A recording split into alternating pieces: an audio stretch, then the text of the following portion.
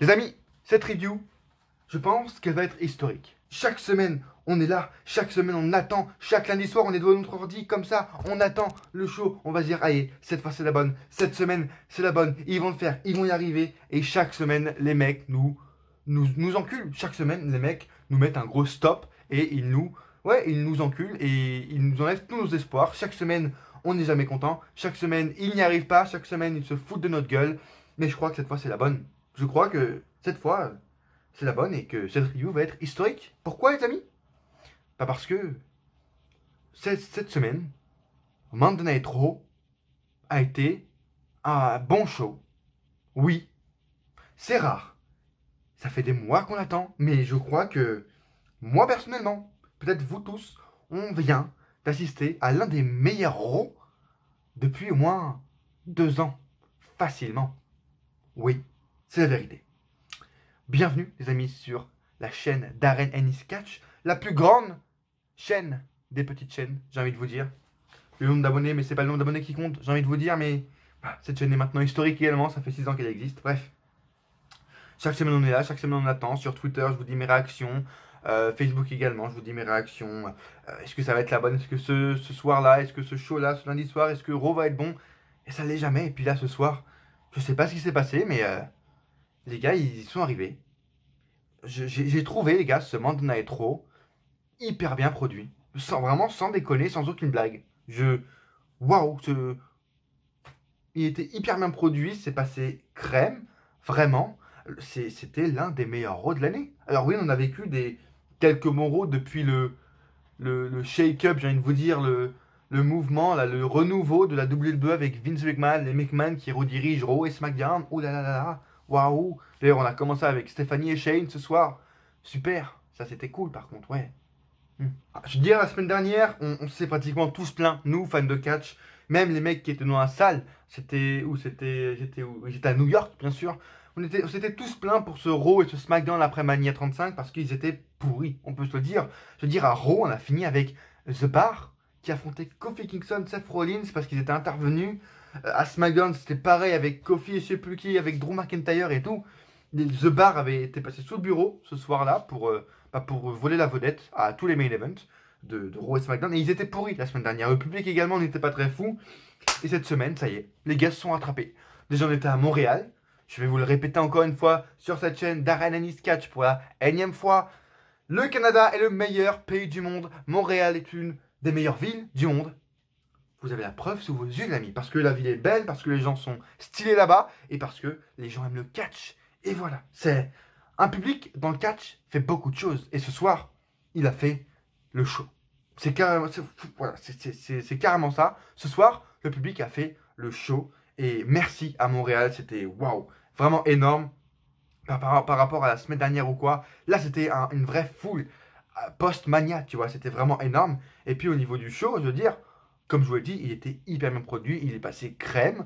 Et on a eu vraiment, bon, il y a eu quelque chose, bon, la WWE qui spoil l'arrivée des Usos pendant l'entrée de Bobby Roode et Chad Gable, des trucs comme ça. La Iconic qui se font squash alors qu'elles sont championnes par équipe. Enfin, voilà, on a commencé aussi avec les McMahon. Bon, ça, fallait s'y attendre. On ne voulait pas tous, mais bon, on a quand même, voilà, des trucs assez discutables. Mais bon, on rigole, ça va 5 minutes, on rigole. Mais là, les gars, la WWE nous ont proposé un truc de fou. Et pour commencer le show, les gars, on a eu un 8-man tag team match de fou. Vraiment, on a eu Ricochet, Aleister Black. Bon, ils sont encore dans le même roster, ça me déçoit un peu. Avec Kurt Hawkins et Zack Ryder, les champions actuels par équipe, contre The Revival et les mecs qui font leur début à Raw, The War Race.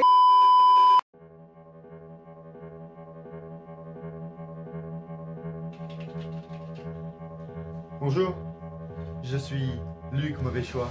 Après avoir discuté longuement avec les directeurs de la plus grande fédération de divertissement sportif de lutte au monde, nous avons conclu un accord avec la WWE où celle-ci rachète les stands Viking des parcs Disney et Astérix entre autres pour vous proposer désormais chaque semaine le lundi soir sur votre télé l'expérience Viking.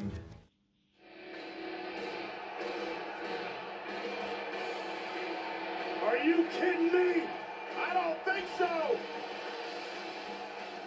And their tag team partners, Igor, Eric, the Viking, the Experience.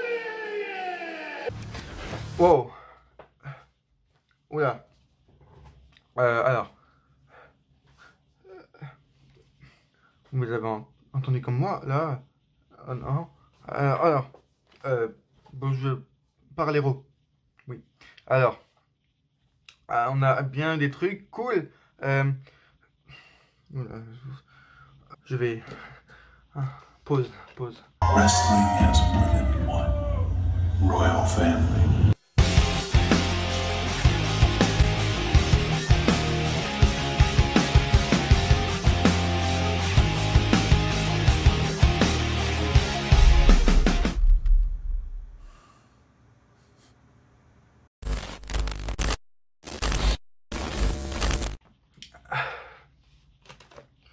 Alors, moi, alors, oui. Raw, alors, waouh, c'était, hein? Non, vraiment, là, ils nous ont fait confiance. Qu'est-ce que je dis? Je sais plus ce que je dis. Là, donc, on a eu des bons trucs. Cédric Alexander est à Raw, du coup, maintenant. Donc, dans 2 semaines, il va maintenant s'appeler Alexander ou Cédric, hein, c'est comme vous voulez, c'est comme au bon vouloir de Monsieur Vince McMahon. Andrade, qui, on va pas se le cacher, a enfin fait son vrai début, le début qu'il aurait dû faire l'année dernière. Eh bien, ça aurait été celui-là, en fait, arrivé à Raw, avec Zelina Vega qui le présente, Andrade qui parle en mexicain, espagnol, portugais, je ne sais pas, je crois que c'était de l'espagnol, quoi. Et puis voilà, il bat le champion intercontinental sur place, chez lui, à Monday Night Raw. Bim! Ça, c'est un vrai début, les gars. Bravo! Voilà le vrai début qu'aurait dû faire Andrade Cien Almas il y a 1 an maintenant, et je sais pas ce qu'ils vont faire. J'étais pas non plus trop pour Andrade Arrow. Je pense qu'il avait encore quelque chose à faire à SmackDown, avoir des affrontements, etc., des rivalités, être champion, faveur, pourquoi pas. Mais bon, vu comment il est lancé, normalement il devrait avoir un championnat, un match de championnat à Money in the Bank, vu qu'il a battu le champion. Hâte de voir ce qui va se passer par la suite. Wait and see pour Andrade, mais bon début pour l'instant. On a eu quoi encore d'autre? Oui, Rey Mysterio maintenant qui est également un Raw. Rey Mysterio, c'est pas mal. Bonne idée, qui a reçu la pop de la soirée, je dirais même. Ouais, avec Sami Zayn, la grosse pop de la soirée. Lars Sullivan qui l'a évidemment interrompu. Je sais pas ce qu'il va faire. Voilà, maintenant ça va être. Voilà. Les mecs ont fait faire un début à Lars Sullivan pour que, je dirais chaque semaine pendant encore un bon mois, il intervienne. Attaquer des superstars, des anciennes superstars. Hein, Kurt Angle, Rey Mysterio, les Hardy Boys. Voilà. Voilà à quoi va servir Lars Sullivan. Voilà. Les Usos. Franchement, cette année, par rapport à l'année dernière, je trouve qu'on a eu vraiment un très bon shake-up du côté de Raw. L'année dernière, c'était vraiment pourri du côté de Raw. On a vu des trucs dégueulasses, on a vu Jinder Mahal, des trucs comme ça, vraiment pourris. Là, on a vraiment des bons trucs, des bons shake-up. Je sais pas où je pourrais trouver le résumé, mais on a eu vraiment des très bons trucs. Des petits trucs qui passent comme ça, tu vois, du Naomi, des trucs comme ça. Lacey Evans qui est définitivement un Raw. Maintenant, des petits trucs comme ça fait plaisir. On a Eric Young. Voilà. Eric Young, le pauvre, il est séparé de Sanity. Qu'est-ce qu'il va faire? Bon, je sais pas si c'est mieux pour lui d'être avec Sanity ou de ne pas l'être. Voilà. Comme je dis, ça va faire du bien. Ça va un peu faire le changement, de l'air frais. Naomi, Lacey Evans, etc. Ça va faire du sang frais. Et AJ Styles, évidemment, c'était le plus prévisible, j'ai envie de vous dire. AJ Styles désormais à Raw. Là, ça va donner du vent frais au main event, à la carte de Monday Night Raw, tout simplement. Ça va faire du bien. Ça, AJ Styles, très content qu'il soit à Raw. Hâte de voir ce qu'il va faire. La main event card et la mid card a repris un bon gros souffle à Raw. J'espère maintenant qu'ils auront le booking qui va avec. Hein, j'espère parce que voilà, Rey Mysterio, Andrade, AJ. J'espère vraiment qu'ils vont faire de bons trucs avec, parce que je serais un peu con de nous décevoir. Voilà. Donc j'espère que Raw va repartir de plus belle désormais. Parce que là, ils en ont les possibilités. Vraiment. Et avec le Raw de ce soir, vraiment, je voulais faire une parenthèse dessus, mais j'ai trouvé qu'il était bien construit. Vraiment, j'ai trouvé qu'il y avait moins de pubs que les semaines précédentes, alors qu'il a sûrement dû avoir autant de pubs qu'avant, que les semaines précédentes. Mais j'ai trouvé vraiment que là, c'était très bien produit avec les segments backstage qui n'étaient pas non plus exorbitants. Les entrées qui étaient présentes, ils ont laissé les entrées à beaucoup de catcheurs. Et les matchs également étaient plus longs. Il y avait pas trop de coupures pub pendant les matchs, j'ai trouvé. Ça, c'était vraiment un bon point. Bravo. J'ai vraiment trouvé ce show bien construit. Là, j'y vois aussi passer Sasha Banks. C'est très bien également ça. Qui crée une storyline qui fasse pas la sourde oreille avec Sasha Banks qui veut quitter la WWE, etc. Si vous voulez avoir mon avis là-dessus, on n'a pas tous les tenants et les aboutissants de cette histoire. Voilà. Peut-être qu'il peut se passer des choses en backstage. Mais de mon point de vue, en tout cas de ce qu'on sait, nous, en tant que fans de catch, je trouve vraiment que c'est un caprice qu'elle fait concrètement, Sasha Banks. C'est un caprice. Voilà, elle se dit, bon, il Il y a la AEW qui est pas loin, qui peut m'appeler comme ça si je quitte la WWE. Voilà, je suis un peu ma petite folle en ne suivant plus la WWE sur Twitter et en suivant la AEW. Bon, elle fait sa petite folle. Je trouve vraiment que c'est plus un caprice qu'autre chose. On n'a pas encore une fois tous les tenants et les aboutissants de cette histoire, mais je trouve plus que c'est un caprice qu'autre chose de la part de Sasha Banks parce qu'elles ont perdu les titres à WrestleMania. Oulala. Et puis évidemment, Sami Zayn qui a eu l'ovation de la soirée. Sami Zayn avec Rey Mysterio, c'est vraiment les deux plus grosses ovations de ce soir. Waouh, la WWE, je sais pas si c'était prévu ou pas, ils ont lancé plusieurs façons de theme song d'ailleurs, parce que le mec était tellement popé, tellement adoré. D'ailleurs, en parlant de Sami Zayn, j'aurais vraiment, j'ai espéré toute la soirée qui est mon Kevin, mon Owens, mon KO. Il n'était pas là, il sera à SmackDown. Est-ce que c'est une bonne chose ou pas? Je ne sais pas. Mais bon, de toutes les manières, attendez-vous demain soir à SmackDown à une aussi grande pop pour Kevin Owens que pour Sami Zayn. Mais bref, dites-moi encore, vous, dans les commentaires, les amis, parce que votre avis m'intéresse, dites-moi dans les commentaires ce que vous avez pensé de ce Superstar Shake-Up, de ce second Raw post Mania 34, j'ai envie de vous dire, Mania 35, pardon. Dites-moi vous dans les commentaires ce que vous en avez pensé encore une fois. Laissez un pouce bleu si vous avez aimé ce que vous avez vu. Partagez un maximum la vidéo. Abonnez-vous si ce n'est pas déjà fait. Voilà, suivez-moi sur les réseaux sociaux qui sont là, normalement en bas sur ce layout. Je ne sais pas si je vais changer les têtes d'ailleurs. Je pense que je vais changer les têtes la semaine prochaine. Review de Raw, review de SmackDown, normalement la semaine prochaine qui est prévue. Il y aura sûrement le layout qui sera changé pour Raw et pour SmackDown du coup, parce que les têtes ont changé, du coup on va changer les layouts, ça va être pas mal. Mais voilà, suivez-moi sur les réseaux sociaux, abonnez-vous si ce n'est pas déjà fait. Road to 300, Road to 500, Road to 1K les gars. On est une petite chaîne, mais on est la plus grande des petites chaînes de catch en France les gars. 6 ans qu'on est présent et on y restera encore pendant des années ici sur YouTube. Bref, comme vous le savez, comme je le sais, ce soir on était à Montréal, Québec, au Canada. C'est la meilleure ville du monde, Carlis. Oh putain, je kiffe cette ville, je kiffe le Canada, je kiffe le Québec, je kiffe Montréal, je kiffe tout. Ça va être un peu difficile de faire cette vidéo, je vous l'avoue, parce que j'ai mon œil qui est en train de partir en couille littéralement depuis à peu près 2 jours. Peut-être que c'est un manque de fer ou je sais pas, mais il est en train de faire comme ça, de grelotter tout seul, et c'est un peu gavant, Bref, le show commence les gars avec Stephanie, Shane McMahon, wouhou, super, yes. On n'en a rien à foutre, donc on va vite sauter ça. Elle nous présente tac tac tac, super. Shane McMahon qui parle en français, j'ai jamais compris ce qu'il avait dit. Il a sûrement essayé de dire le meilleur au monde, mais il a dit 4 fois d'affilée en plus, mais personne n'a jamais compris ce qu'il a voulu dire. Ça restera un mystère pour tous, hein, comme pour les prénoms qui changent également. Ça restera un mystère pour tout le monde. Bref, Stephanie McMahon allait nous annoncer le premier shake-up, la première personne draftée de SmackDown à Raw, quand la musique du Miz retentit et Miz attaque par derrière Shane McMahon. Il souffre d'ailleurs le crâne, la tête, le front. Et puis on est reparti, la rivalité Miz contre Shane continue, mais cette fois du côté de Raw. Pourquoi pas, j'ai envie de vous dire, elle était plutôt bien construite avant Mania. Voilà, Miz est à Raw, ça lui fera du bien également. Il n'aura pas gagné le titre de la WWE à SmackDown, c'est ce que j'avais prédit, c'est ce que tout le monde avait pronostiqué. Quand il arrive à SmackDown, il l'aura jamais eu, malheureusement. Mais bref, pourquoi pas, vraiment pourquoi pas un Miz à Raw, la rivalité continue, je pense, voilà. Dans 2-3 semaines, c'est fini, dernier match sur Money in the Bank, et puis après c'est fini, je pense. Mais voilà, ça va faire du bien à Miz, ça fait la mid-card qui change un peu, qui prend un peu d'air frais, ça fait du bien chaque année. Ça, le shake-up, c'est vraiment une très bonne idée de la part de la WWE pour un peu changer d'air, on va dire, et puis pour prendre un nouveau départ pour Monday Night Raw. Deuxième match, donc, Ricochet et Aleister Black, malheureusement, qui sont pas séparés, ça je ne sais pas pourquoi. Moi j'avais prévu Aleister Black à Raw, Ricochet à SmackDown, voilà, c'était marrant, 2-3 mois. Maintenant les gars, il faut les séparer, les mecs sont faits pour être en solo. Donc, s'il vous plaît, mettez Aleister Black en solo et Ricochet en solo, s'il vous plaît. Aleister Black est fait pour être en solo, son personnage doit évoluer en solo. Là, il est en train d'être humanisé, Aleister Black, et c'est pas ça. Aleister Black, les gars, c'est le nouveau Undertaker, le nouveau Bray Wyatt. D'ailleurs, Bray Wyatt qui fait des trucs un peu bizarres, pas mal. Voilà, ces petites intros dans les cartons avec des poupées, et bon, cool. Mais voilà, Aleister Black est en train d'être humanisé, ça tue son personnage, concrètement. Avec ces bruits en plus, là, de portes qui grincent quand il soulève, et puis pour Ricochet, c'est quoi les bruits? C'est des éclairs, des je sais pas quoi. C'est quoi ces bruits là? Je comprends pas. Bref. Donc 8-man tag, super pour commencer, c'est... ils nous remettent la dose. Ils nous avaient lâché avec ça, les 6-man tag, etc. Ils nous remettent la dose. On a eu un 6-man tag ce soir, un 8-man tag, on a eu un autre 8-man tag sûrement, j'ai pas fait attention, bref. Ils nous remettent la dose avec ça, ça y est, on est reparti, les 8-man tag, les 6-woman tag, on est reparti pour 2019.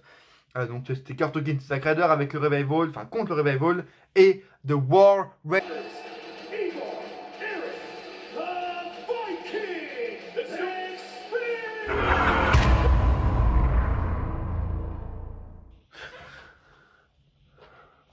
Oh. Non mais ça va là. Oh. On reprend. Donc, victoire des Hills, Revival et Rowan et Roy Hansen. Finn Balor, du coup, ensuite arrive sur le ring. Lui, par contre, Finn Balor, c'est super. Voilà, super règne, en tout cas, Finn Balor. Son règne intercontinental rime avec lancer des retours et lancer des débuts. Voilà. Super règne, en tout cas, pour Finn Balor. Le mec, voilà, il est champion pour juste lancer des nouveaux, des retours, des débuts. Super. Waouh. Super règne. Et donc, Andrade arrive ensuite avec Zelina Vega qui le présente, etc. Et là, c'était un très bon début de la part de la WWE. C'était un très bon coup, vraiment très très bien. Andrade est présenté comme le best in the world. Parfait, ensuite il parle en espagnol, etc. Personne ne comprend. Ça rajoute un peu de la hit envers lui. Et très très bon match. Excellent match pour Andrade et Finn Balor. Excellent match, vraiment, avec du suspense, etc. De la rapidité. Zelina Vega à la fin qui nous fait une prise, un Hurricane Rana sur Finn Balor à l'extérieur de ring. Parfait. Et Andrade vole la victoire et pin le champion intercontinental. Plutôt bien, très très bien. Très bon début à Raw d'Andrade. Ça donne de la confiance, on va dire, pour nous, fans de catch, qui avons peur pour la suite pour Almas à Raw. Des plans, on va dire, pour Andrade. Le titre intercontinental étant vu pour lui, c'est pas mal, vraiment. Avec Cedric Alexander également qui va arriver. La mid-card, le titre intercontinental, aura du challenge à du peuple autour de lui. C'est plutôt pas mal. Hâte de voir ce qui va se passer pour la suite pour le titre intercontinental. Andrade, Cedric Alexander, ou plutôt Alexander ou Cedric. Elias ensuite arrive pour faire sa musique, etc. Elias également, j'ai entendu dire, la WWE qui trouve que les segments d'Elias sont à chaque fois trop longs et tout, qui prend un peu trop de temps d'antenne, etc. Et donc du coup, ils n'aiment pas ça concrètement, alors que Elias, c'est juste le meilleur truc chaque semaine à Raw. Et la WWE trouve que c'est à chaque fois trop long. Ça veut vraiment, ça résume tout, en fait. Ça résume tout, ça veut dire vraiment que la WWE ne sait plus ce que les fans veulent, en fait. Ce que les fans veulent, c'est exactement ça. Elias est la meilleure chose, chaque semaine à Monday Night Raw. Et la WWE trouve ça nul. Donc bon, ça résume un peu pourquoi les choses sont nulles ces derniers temps. Pourquoi Raw était nul ces derniers mois, ces dernières années. Ils savent plus ce que les fans veulent, tout simplement. Et là, il résume un peu ce qui s'est passé cette dernière semaine avec le Doctor of Togonomics, l'Undertaker, etc., qui dit qu'il est jaloux de lui, c'est pour ça qu'il est intervenu, etc. Voilà, petit tag sur les Canadiens, sur l'équipe de hockey de Montréal, etc. Toujours très bon, Elias, magnifique. Grosse hit envers Elias.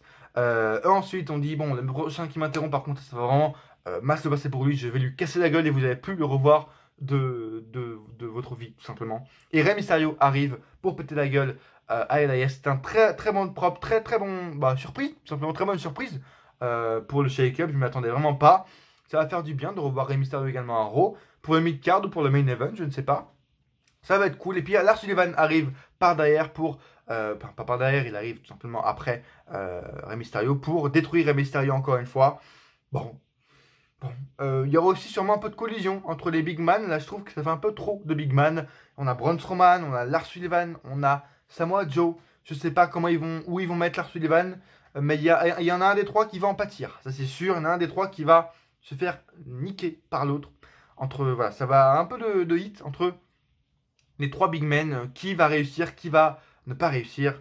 La question est palpable. La tension est palpable, même. Je perds mes mots après ce qui s'est passé là il y a quelques minutes.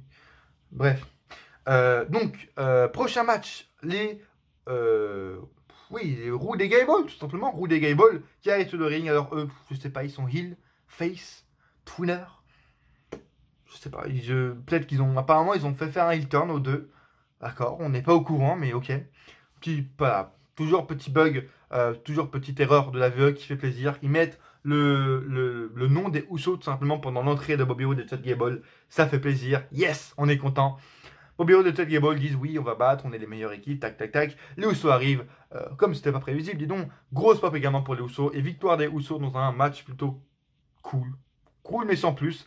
Bobby Roode et Chad Gable, je sais pas pourquoi ils continuent à faire cette équipe. Enfin pour moi, je vous le dis concrètement, cette équipe, je ne l'ai jamais pris comme une vraie équipe en fait. Je ne l'ai jamais pris comme une équipe qui est dangereuse et comme une vraie équipe qui a qui amène du challenge quoi. Pour moi, c'est une équipe vraiment inventée de 2K19. Concrètement, c'est vraiment une équipe inventée de 2K19 que tu mets match aléatoire, tac tac, t'as Bobby Roode et Chad Gable. C'est tout. Je n'ai jamais pris cette équipe comme une réelle équipe et du coup, je sais pas pourquoi ils continuent, ils continuent à faire cette équipe, à rester. Non, séparez-les, c'est tout. Séparez Bobby Roode, séparez Chad Gable, point. Arrêtez de donner cette merde en fait, ça sert à rien. Bon, bref. Moment of Bliss ensuite, et on arrive concrètement au plus gros segment de la soirée, enfin au segment avec la plus grosse pop, la plus grosse réaction du public, parce que Sami Zayn était l'invité du Moment of Bliss, et puis il a reçu la pop de la soirée. Son entrée d'ailleurs a duré plus d'1 minute avec des gros chants. Je voulais d'ailleurs poster sur Twitter un petit extrait. Voilà, c'est ça le catch, c'est énorme, bravo. Sami Zayn, je sais pas pourquoi je dis bravo, mais c'est juste parce qu'il est dans son truc et que Sami Zayn arrive à faire réagir tout simplement et c'est beau. Il relance ensuite une deuxième fois sa musique d'entrée, une troisième fois ensuite tellement le mec est over. Je sais pas si c'était prévu ça ou pas, mais c'était très très très très bon, vraiment très très kiffant ce truc. Et puis ensuite voilà, Sami Zayn dit que c'est cool d'avoir son entrée comme ça. Il adore la ville de Montréal, mais il n'aime pas les gens qui sont dedans. Voilà. Il critique ensuite la ville de Montréal, que c'est tous des salles, etc. Il a quitté la ville de Montréal maintenant à cause de tous ces cons, etc. Et qui finit ensuite à la fin pour dire salut, on se revoit en enfer. Parfait segment de Sami Zayn. On a appris il y a quelques jours d'ailleurs que c'est Sami Zayn qui a écrit la semaine dernière son segment de retour. Il a sûrement dû écrire également ce segment-là, sa promo-là. Voilà, la WWE fait confiance à Sami Zayn, fait confiance à des catcheurs comme Sami Zayn. Ça fait plaisir, ça donne de l'ambition, de la confiance. En fan de catch en mode peut-être que les promos écrites par les superstars vont peut-être revenir, ça va être cool. Et voilà, magnifique segment, magnifique promo de Sami Zayn qui est un très bon heel, qui devient un gros heel en 2 semaines, hein, qui devient un des plus gros heels à Monday Night Raw, ça fait plaisir. Et voilà, magnifique segment, tout simplement. Dans les coulisses, on retrouve Bayley au téléphone avec Sasha Banks en mode ouais, Sasha, rappelle-moi, etc. Et comme je vous l'ai dit en début de show, c'est très très cool, très très bonne idée de la WWE de ne pas faire la sourde oreille et d'inclure tout simplement Sasha Banks, les caprices de Sasha Banks dans les storylines de Raw. Qu'est-ce qu'il va faire Sasha Banks du coup? Est-ce que c'est une storyline ou pas juste pour ça? Ou est-ce que c'est est-ce que c'est un work ou pas que Sasha Banks a envie de quitter la WWE ou pas? Je ne sais pas, mais en tout cas c'est intriguant. C'est intriguant et Bayley donc Bayley et Sasha Banks devaient affronter la Iconic ce soir. Donc Bayley a dû retrouver une partenaire. Et la partenaire qu'elle a trouvée, c'est Naomi qui est maintenant du côté de Raw. Pas trop de... J'en ai un peu rien à foutre. Ça va juste donner du sang frais, un peu de nouveaux matchs du côté de Raw. Juste ça. Donc Naomi et Bayley battent les championnes par équipe en 2 minutes 30. Voilà. Voilà vos titres par équipe. Voilà vos championnes par équipe qui se font squash en à peu près, je dirais, 2 minutes 27, 2 minutes 28 à peu près. Voilà, super championne, super titre en tout cas, vraiment prestigieux. Bravo Vince, c'est parfait, rien à dire. EC3, ensuite waouh. Là faut qu'on en discute par contre. EC3, qu'est-ce qu'il a fait le mec? Juste, c'est une question toute simple, mais qu'est-ce qu'il a fait ce mec pour mériter ça? Je vois pas. Déjà là, c'était quand? C'était la semaine dernière, j'avais vu ça. EC3 qui est arrivé accompagné de Drake Maverick à Main Event, au show Main Event, hein, que personne ne regarde, qui n'est même pas diffusé sur le network ou quoi, personne ne regarde ça. Il était accompagné de Drake Maverick, il avait affronté Tyler Breeze, je crois, il avait perdu contre Tyler Breeze. Qu'est-ce qu'il a fait en fait? Je comprends pas, il a foutu une droite à Vince, il a fait quoi? Il a baisé Stéphanie, qu'est-ce qu'il a fait pour mériter ça en fait? Le mec arrive, et je me dis bon, cool, il va affronter un mec, il va peut-être avoir sa première victoire et tout. Le mec se fait, même pas de match, le mec se fait détruire pendant 5 minutes face à Braun Strowman qui le fait passer à travers ensuite, à travers une sorte pas une table, mais à travers le sol, tout simplement, vers la table des commentateurs à Raw. Waouh, le mec se fait complètement détruire. Et après, voilà, le mec qui est apparemment heal en plus, il a même pas sorti un move, le mec perd défaite après défaite à Raw, à Main Event, à tous les shows possibles. Tu vois, en dark match de Raw, en dark match de SmackDown. Qu'est-ce qu'il a fait? Vraiment, c'est une question que je me pose. Si vous avez des rumeurs, des news par rapport à ça, pourquoi il est squash chaque semaine, dites-moi dans les commentaires s'il vous plaît, parce que c'est intriguant également. Ça, c'est intriguant, mais négativement en fait. Il a fait quoi? Il s'est tué pour se faire détruire littéralement chaque semaine à Raw, à la SmackDown. Le pauvre, quoi. Le mec, il est in shape, il est ce que Vince aime. En plus, il a un gros physique, il est grand et tout.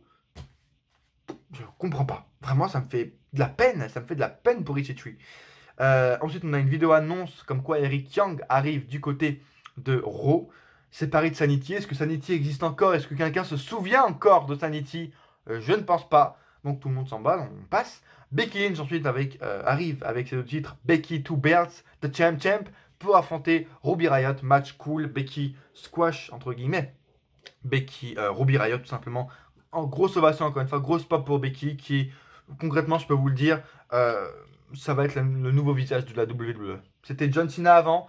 Je pense que Becky Lynch va être maintenant la première femme visage de la compagnie de Stamford.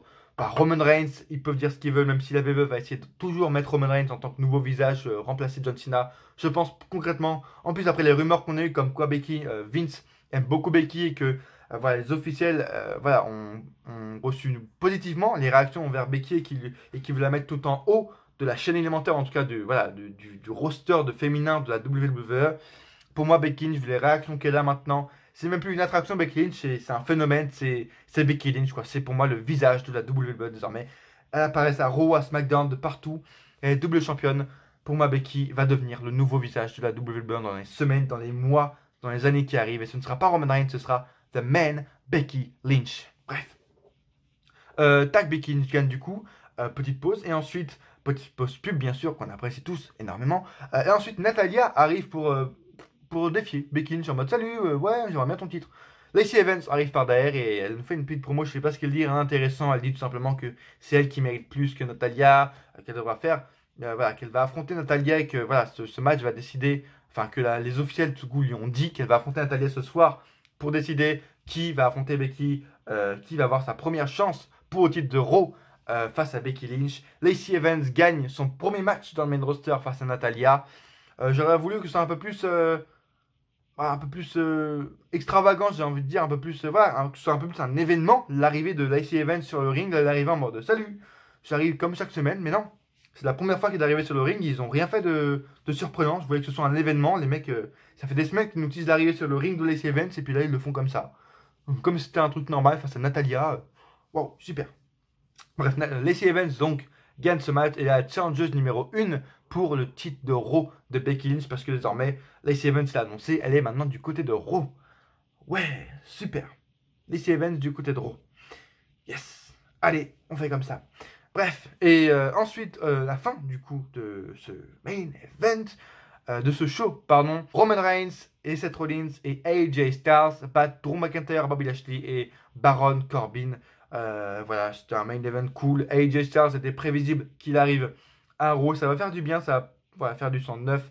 Est-ce que Roman Reigns ira à SmackDown? Est-ce que Bobby Lashley ira à SmackDown? Je sais pas, mais je pense que dans les 6 cas là, il y en aura un qui va aller à SmackDown. Je pense concrètement, soit Roman Reigns, soit Bobby Lashley. Un des deux, je pense, ira à SmackDown. C'est obligatoire.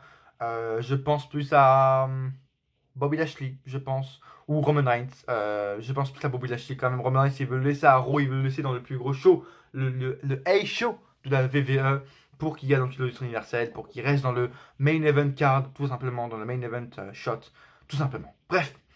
Et voilà, on finit comme ça. Et c'était un bon show, vraiment. J'ai trouvé ce show très très bon et très très cool. Voilà. Merci de m'avoir suivi. Excusez-moi pour les altercations, pour les trucs qu'il y a eu pendant cette vidéo. C'était vraiment pas prévu. J'étais un peu également confus vers cette fin de vidéo.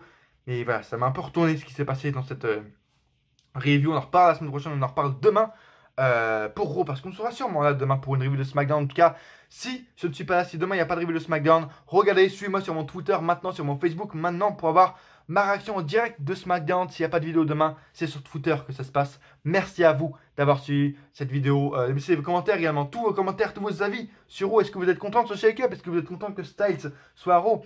Est-ce que vous êtes content que Lacey Evans soit la première challengeuse de Raw? Est-ce que vous êtes content de tout ce shake-up ce soir à Monday Night Raw? Est-ce que vous avez trouvé ce show également bon? Encore une fois, moi je vous le dis, c'était concrètement un des meilleurs shows qu'on a eu de ces derniers mois, de ces dernières années, tout simplement. Merci de m'avoir suivi, laissez un pouce bleu et abonnez-vous si ce n'est pas déjà fait. Road to 300, Road to 500, Road to 1K. Et à coup sûr, on se retrouve dans une prochaine vidéo. Ou pas.